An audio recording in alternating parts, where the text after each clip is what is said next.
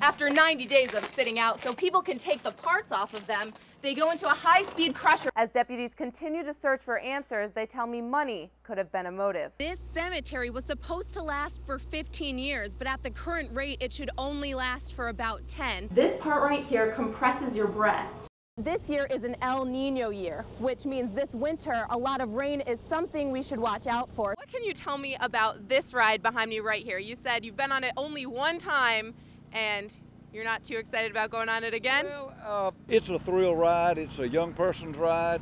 After 10 years, Tessa won't just listen to anybody. For example, if I say, down Tessa, she won't listen. But if Corporal Griswold says down, Down.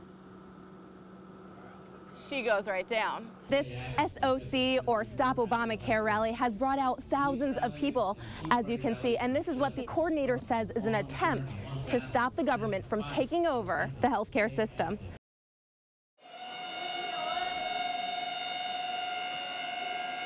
Cindy Beatty works in a cargo moving facility called RBW Logistics. She's one of many women adapting to male-dominated industries. I'm in charge of inventory, and I like being able to come out and look for it myself, and I don't have to depend on anybody. Beatty found her job with RBW on her own, but many of their employees went through an employment service called Augusta Staffing. If they've got good skills and a willingness to work, we've got places to put them. Heather Hunter McNitt says she's not surprised women are gaining on men in the workforce. A lot of women are having to go back to work, to help, make a difference in the household. I'm just glad to have a job right now. A Georgia Department of Labor spokesman says manufacturing jobs and others that typically employ men have been hit the hardest, which is what brings Kenneth Thompson to Augusta Staffing. It's not really about the gender, it's actually about how intelligent you are, how you sell yourself, and how sharp you are. Thompson says he understands the competitive market and he's comfortable with women doing more of men's jobs. Beatty says by now she's used to it. Yeah, okay.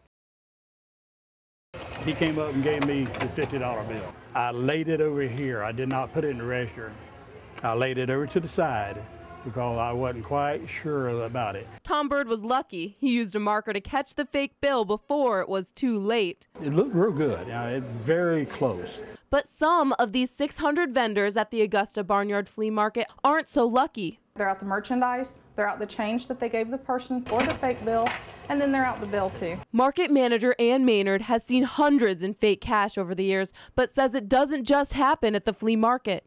There are several ways to tell if you have a real or fake bill. Now these two 20s, let's see if we can figure out which one's the real one, which one's the fake one. This 20 is the real one. You can feel there are little ridges on the jacket right here. And this one here is the fake one. There are no ridges on the jacket, and when you feel it, it feels slippery and smooth. And we also have, we encourage them to use the marking pens, but there's ways to get around the marking pen also. A marking pen would not work for this fake 50. That's because it's actually a real $5 bill that's been altered. When you look in the watermark, you see Lincoln's face instead of Grant's. We've been here for just over 7 years, and it's been very good to us. A lot of nice people, a lot of nice customers. A few that we invite not to come back. For at least 1 year, bees have been working inside Jeanette Burdett's storage shed to build this, an 8-foot-tall beehive. I was cutting grass on Thursday and Friday, and I couldn't get too close because they don't like noise. Lucky for Jeanette, she wasn't stung, but her husband and cousin were. Something had to be done, so I didn't want to kill them. So, I was just trying to find someone that would come and collect them so they could continue to do what they're supposed to do. So she called Big Bear, an animal trapping and removing service run by Jason Rear and his wife Robin. Hold that. That was the largest one that we have pulled out in our experience to be able to pull it out alive. Bees were all over the outside of the shed, but Jason said I was in for a surprise once I got inside the shed. I'm all suited up and I'm going in. Jason and his wife carefully and cautiously removed the bees and their hive and prepped them for transport. We're going to take it to our apiary. We're going to baby them because they're in a state of shock. And then we'll be able to start to harvest the honey. Honey, something Jeanette wasn't expecting. And it is so beautiful. It is good.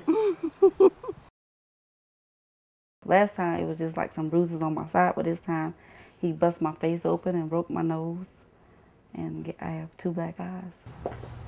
Walking up these steps and opening up this door can be one of the hardest things a woman who's been abused will ever do. That control, you haven't had that freedom, you haven't had those privileges, and to now be in a position where it's all up to you to make it work. Every day, Sherry Cheatham sees women, men, and children who have been mentally or physically abused by someone they love. Yeah, I love him, but you know, I love myself more and my children more.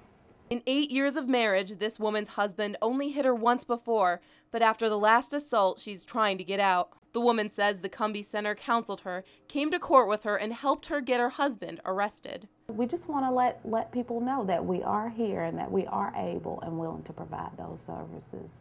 He could have killed me because you could hit someone, not intentionally trying to kill them, but you hit them one way and that's it. But I am lucky and blessed today that I am alive. Intensity modulated radiation therapy has been around for about 10 years, but new technology now allows doctors to shoot a very high dose of radiation to a very small area in the body to avoid hitting healthy organs and tissues. I spoke to a woman who's had cancer 4 times and is now trying this treatment. I've had a lot of things happen that I wouldn't have guessed. And my parents lived to be in their 90s. During the past 8 years, Jane Enyart has battled 4 different types of cancer. I am a fighter. You have to be a fighter when you're facing these adversities. Her goal, to live a happy, full life to the ripe old age of 90, just like her parents. For the past 7 weeks, Jane has been coming to MCG Health every day to receive treatment called intensity modulated radiation therapy. It shrinks the cancerous lymph node in the center of her chest. This $4 million linear accelerator sends intensified radiation right at the tumor and spares the organs around it. Let's make sure we missed our spinal cord. And that looks really good. Behind the scenes, a group of medical dosimetrists plan where to shoot the beams. We outline the critical organs and we figure out how to give the best treatment plan possible to the tumor without damaging the organs. Samantha Sneed is one of 2 master's students at the Medical College of Georgia, learning how to actually pinpoint and eliminate cancer cells with radiation. What we're trying to do is we're trying to treat cancer, and we're trying to cure it if possible, and we do that with radiation. In 2 days, Jane will be done with her treatment. In a few months, she'll be back to see if the radiation shrunk and killed the cancerous tumor. Well, how do you get to be 90? You have to be strong. I mean, nobody gets to be 90 years old and has an easy life. There are several side effects to this treatment. Jane says because she's getting radiation in her chest, sometimes she has difficulty swallowing. However, it really depends on where the radiation is sent to in your body. Christine O'Donnell, NBC Augusta 26 News.